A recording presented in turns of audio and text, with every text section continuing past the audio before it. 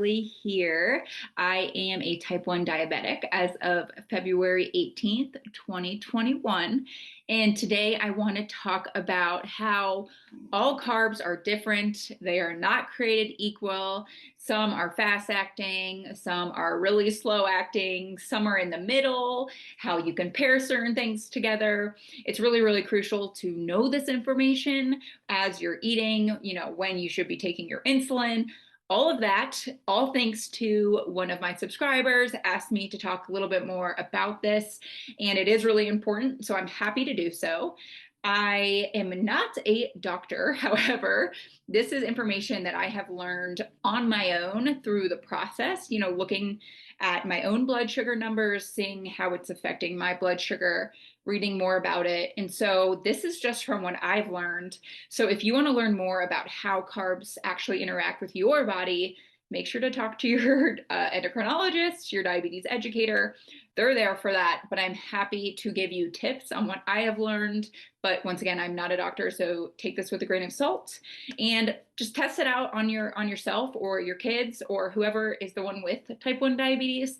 Have them eat something and then watch the Dexcom or whatever CGM they have. Look at that information and write it down. Like say, okay, I ate this and this is what happened, or this is how soon it hit me, or it took 10 hours to hit me, whatever it is, write that information down, because that is the best way that you will learn this information about your specific body or your kid's specific body or whoever it is that you're looking after.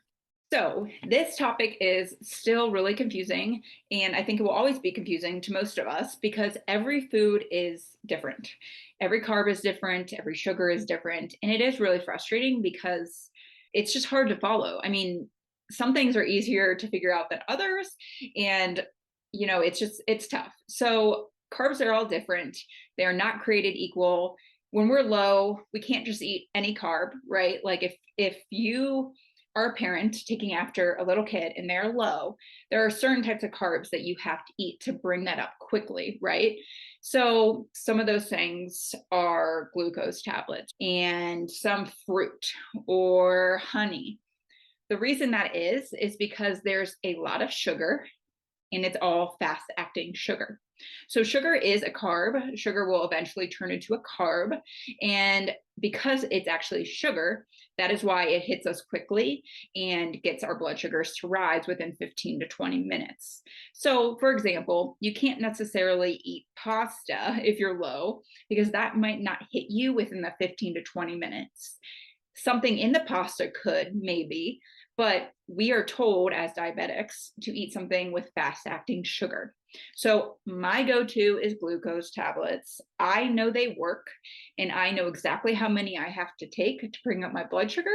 And so I just love that. It's just an easy solution for me rather than, eating a piece of cake, because cake has other things in it than just sugar, right? Like it does have flour, which is actually a long-lasting carb.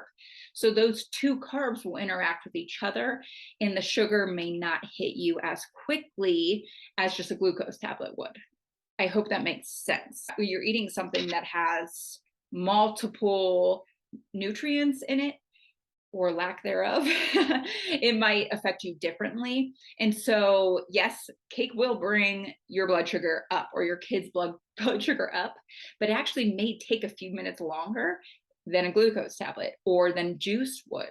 So keep that in mind when you're choosing what sugar to bring up your blood sugar, because it kind of depends how low you are, right? Like if you're at 75 or 80 and you want to bring your blood sugar up, you can eat something that maybe won't hit you right away. But if I'm at 40, I'm going to want to eat some glucose tablets because I need that to come up as soon as possible, right? I need that to be up in 15 minutes. And so it's really important to make those decisions especially when you're low, right? That's the most important. You gotta make those good decisions when you're low. So now let's talk about other types of carbs. I grabbed some of my snacks that I have with me today because I want to kind of show you at least what I think of these snacks when I'm eating and when I should be taking my insulin and all of that. So the other thing that is really important to know is we all are on different types of insulin. And so Some may be different and act quicker than others. Mine takes about 15 to 20 minutes because I am on Humalog and it's the pen. And so I try, if possible, to take my insulin 15 minutes prior to eating. That doesn't always work out. Like if I'm going out to eat, that's way harder because I don't really know when the food will be delivered. But it's really important for me to eat 15 minutes prior to eating because it's actually tremendous, like to how my blood sugar reacts. If I take my insulin and then immediately start eating, I actually sometimes drop prior to the insulin hitting. It actually still doesn't really make sense to me. I've talked to my doctor about this several times, but basically she said like my food and the insulin are not pairing up at the same time when that happens. And so my insulin will drop and then I'll skyrocket later.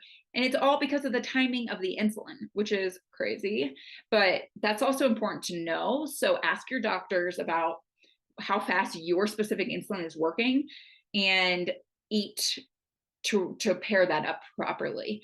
I know there's like a new insulin out, and I know like the inhaled insulin, I'm pretty sure, is a really quick acting. So you have to eat like immediately with those options. And I don't know about like the pods, Omnipod and the T Slim. Like I'm not sure how those work because I don't have one.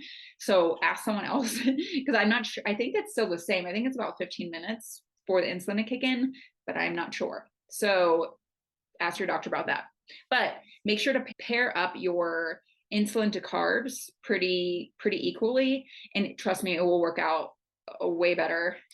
At least it did for me. It did for me. I don't know if it will for you, but try it. And I think it might help.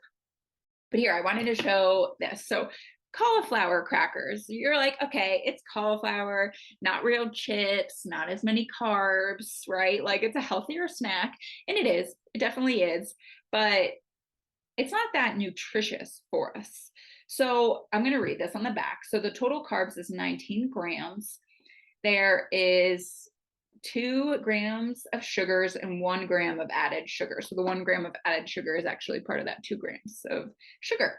So most of these carbs are actual carbs, not sugar. So what you can take from that is it's probably a little bit more long acting, right? Like it's not gonna hit me right away. It's gonna hit me later in the day, probably an hour to 2 hours after I eat these. The other really important thing to look at is fiber.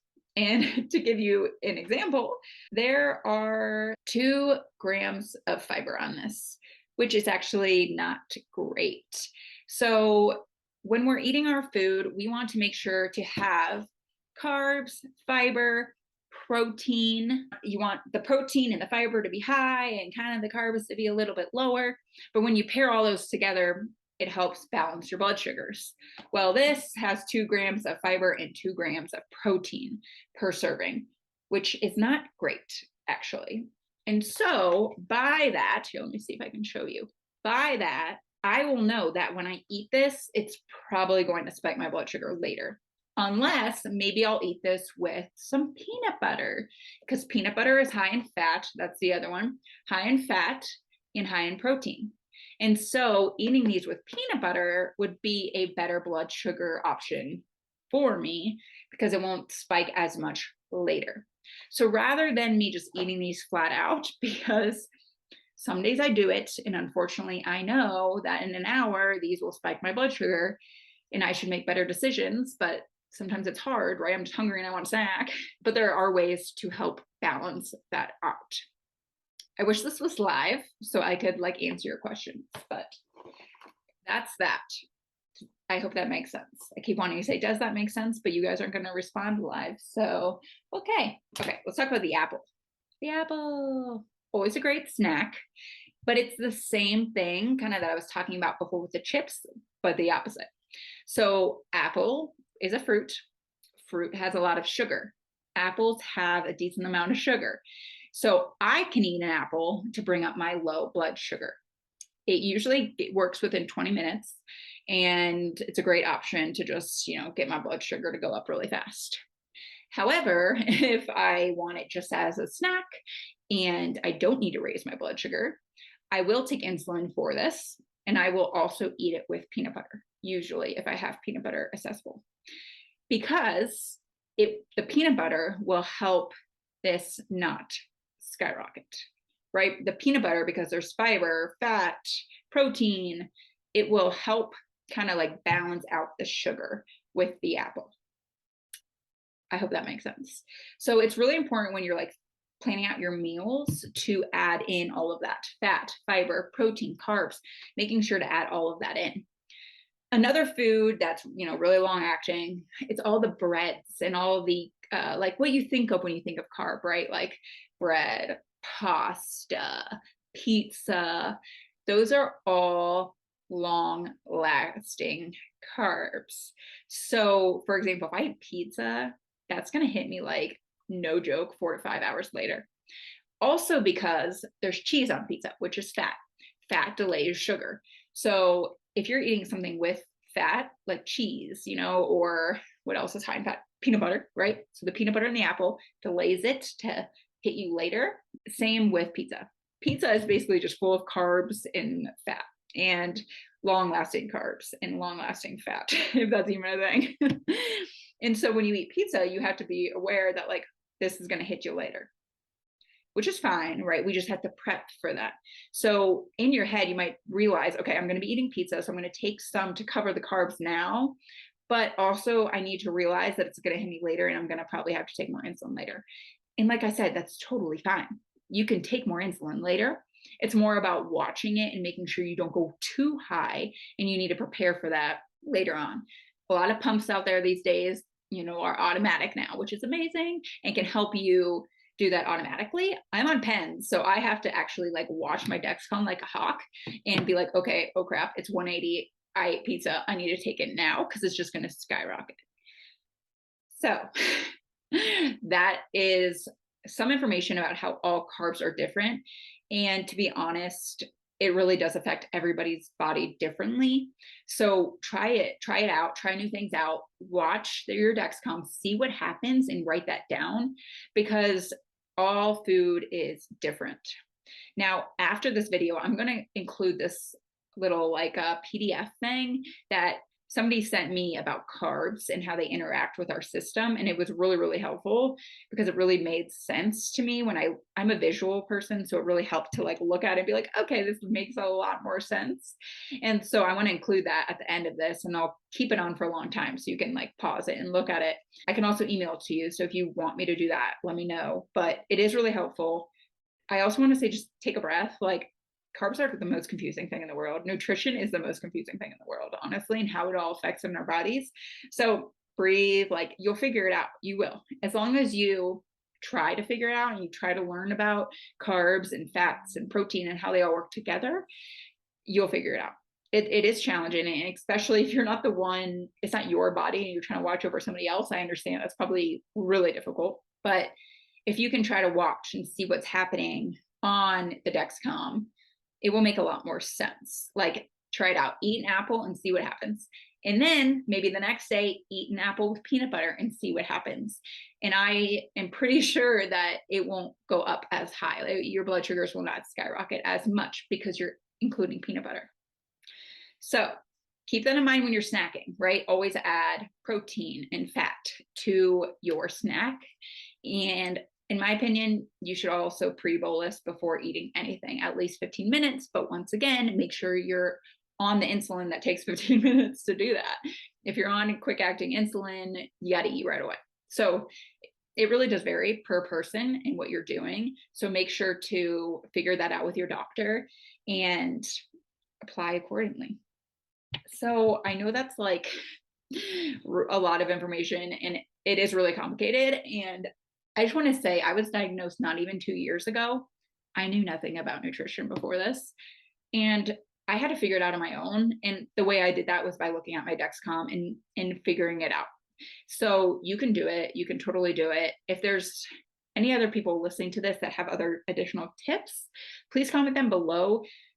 We all need to help each other and like share information, because I think most of us agree here that doctors are not the best help most of the time.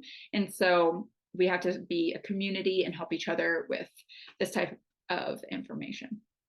So If you have any questions, comment below. I'd be happy to talk more about this, but honestly, this is like, I could talk about this all day because it's really confusing and each food is different. I mean, coffee affects some people's blood sugars. It doesn't affect mine. So when people say like, oh, that coffee's going to rise my blood sugar, I'm like, really? Wow, that's fascinating because it doesn't rise mine. So everybody's different, right? So take what I'm saying with a grain of salt. And I just think try things out, try to add in some fat, try to add in some protein to your snacks and see what happens. Thanks everyone for watching. I know a lot of you are amazing diabetics and have been diabetics for a long time, so you're more pro than me. So if you have more information, please share below. Also, make sure to check out type1tribe.com if you haven't already, and I will see you guys next week. See ya.